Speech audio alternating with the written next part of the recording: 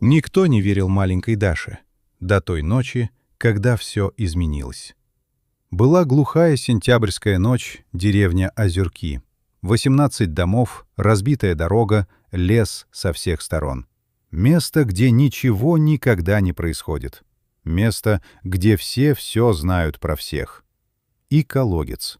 Старый, заброшенный, забитый досками еще при советской власти. Местные обходили его стороной, без объяснений, просто обходили.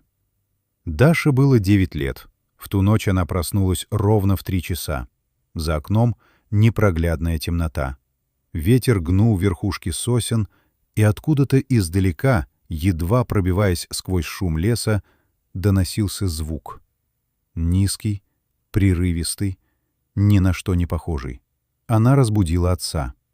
«Папа, там кто-то есть». Отец прислушался, ничего не сказал. Взял фонарь. Они вышли вместе.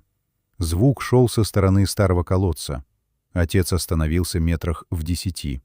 Посветил фонарем. Доски, которыми было забито отверстие, были сдвинуты. Одна сломана, как будто что-то продавило их изнутри или снаружи. И снизу снова этот звук.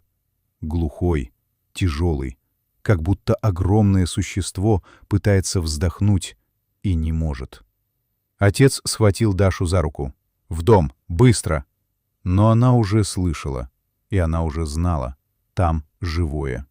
Через 10 минут у колодца стояло 5.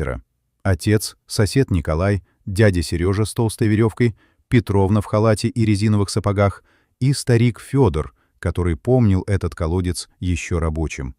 Фонари, тревожные лица, горячий пар дыхания в холодном воздухе. Николай лег на землю, просунул фонарь в щель между досками, долго молчал. «Ну что там?» — не выдержала Петровна. «Не пойму», — сказал он медленно. «Там что-то большое. Очень большое». Глубина колодца около 7 метров. Внизу вода, слой ила, старые камни. И что-то живое, прижавшееся к стене. Темное, мокрое, дышащее. «Медведь?» — предположил дядя Сережа. «Нет», — сказал Николай, — «не похоже».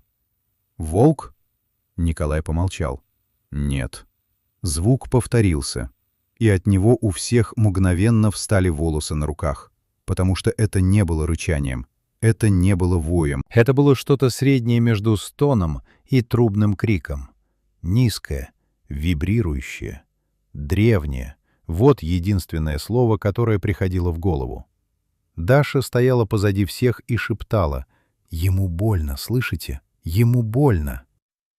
Отец позвонил в районный центр. Там сказали: «Ждите, пришлем егерей утром». Утром. А существо внизу дышало все тяжелее. Дядя Сережа принял решение первым. «Спускаюсь». Его отговаривали, кричали, что не знают, кто там, что опасно, что темно. Он уже обвязывался веревкой. «Оно живое», — сказал он просто, — «и оно умирает». Спуск занял 3 минуты. 3 минуты абсолютной тишины. Только скрип веревки, только хриплое дыхание снизу, только фонарики в руках людей наверху, которые смотрели в темноту и боялись. А потом снизу раздался голос дяди Сережи. Странный голос, не испуганный, не кричащий, потрясенный. «Не может быть», — сказал он. «Этого не может быть». «Сережа!» — крикнул отец. «Что там?» Долгая пауза. «Это жеребенок», — произнес он наконец. «Здесь жеребенок». Никто не понял сразу. Петровна переспросила. «Что?» «Жеребенок. Новорожденный. Ему от силы несколько часов». Тишина навалилась как одеяло. Потому что это было невозможно.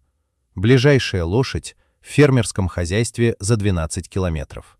Ночь, лес, заброшенный колодец с забитым досками верхом. Как новорожденный жеребенок мог оказаться на дне 7-метрового колодца? Этого не мог объяснить никто. Но он был там, мокрый, дрожащий, со спутанной гривой, прижавшийся боком к склизкому камню. Передние ноги подогнуты, большие темные глаза открыты. Смотрит вверх туда, откуда падает слабый свет фонарей. Смотрят и ждут. То, что началось дальше, потом называли маленьким чудом. Доски разобрали руками, в кровь, без инструментов. Николай сгонял домой за широкими ремнями от старого трактора. Соорудили что-то вроде люльки. Дядя Сережа внизу направлял. 3 мужчин наверху тянули. Жеребенок не сопротивлялся. Он как будто понимал. Подъем занял 20 минут. 20 минут, когда никто не разговаривал, никто не шутил, никто не смотрел по сторонам. Только веревки, только руки, только общее дыхание людей, которые делают одно дело.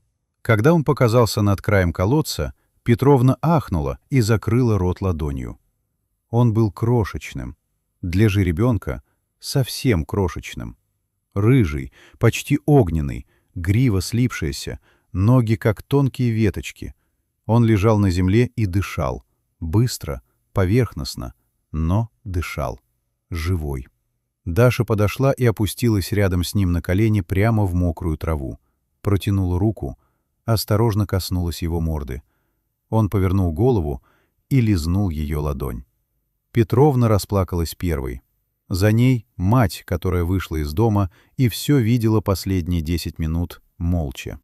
Старик Федор отвернулся и долго смотрел в сторону леса.